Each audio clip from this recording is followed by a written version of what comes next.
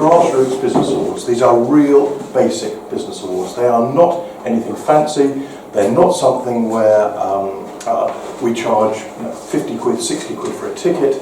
These are real grassroots awards. Even the award ceremony, which will be held through there, is at lunchtime.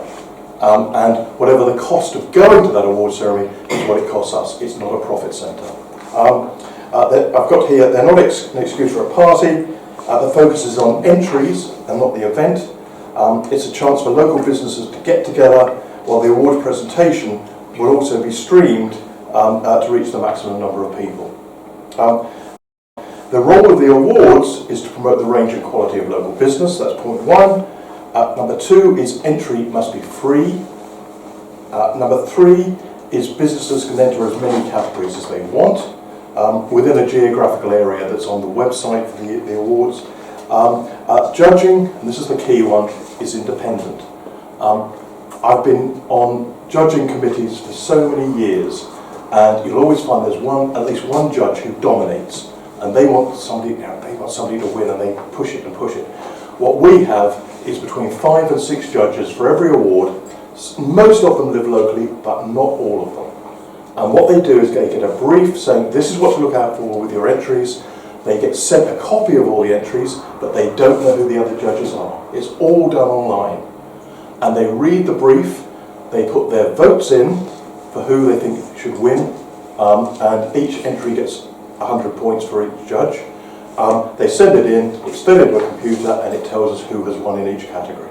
It's as simple as that, and it's absolutely pure and it works. And businesses can be involved as a supporting sponsor at a price that's fair, so we have supporting sponsors and sponsors.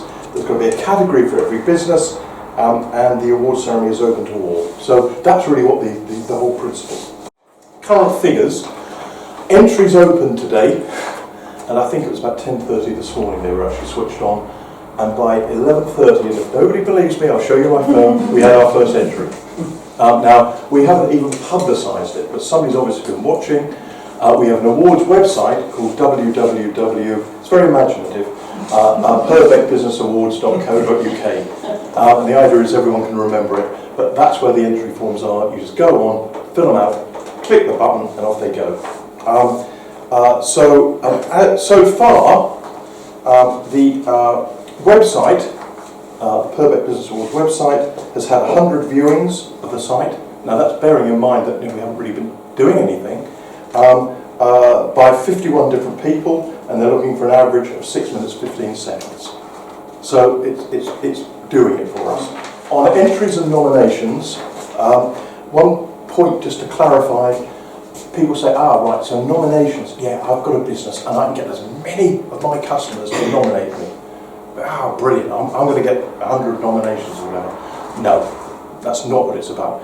You can enter if you've got a business, and you enter and you can enter as many categories as you like, or your customers can nominate you.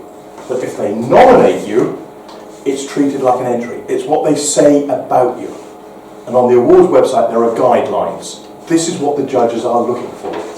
We want entries, whether they're business entries or nominations, to show care and enthusiasm for that product. The key dates for the awards, entries and nominations close, easy date to remember this one, Friday the 23rd of December, because nobody's going to enter over Christmas, are they? Friday the 23rd of December, and the awards are at lunchtime on Thursday the 23rd of February. We also have a LinkedIn group, which we've formed. We form them for all our awards, separate LinkedIn groups. And the idea behind those is when anybody joins, they can go onto that LinkedIn group and they will get the latest news before we actually release it anywhere else. It goes onto those sites. I was involved back in about 91, I think it was, when I was business editor of the Echo. We had a multitude of awards. We had the Company of the Year Award, we had the Businesswoman of the Year Award, we had something else. And I said at the time, this is crazy, apart from anything else, I'm spending my life reporting on awards all the time. Let's bash some heads together, let's actually bring them together. And it resulted in what was called the Dorset Business Awards, which lasted up until about 3 years ago. The Chamber eventually took them over. And once again, unfortunately, because of COVID, they fell victim.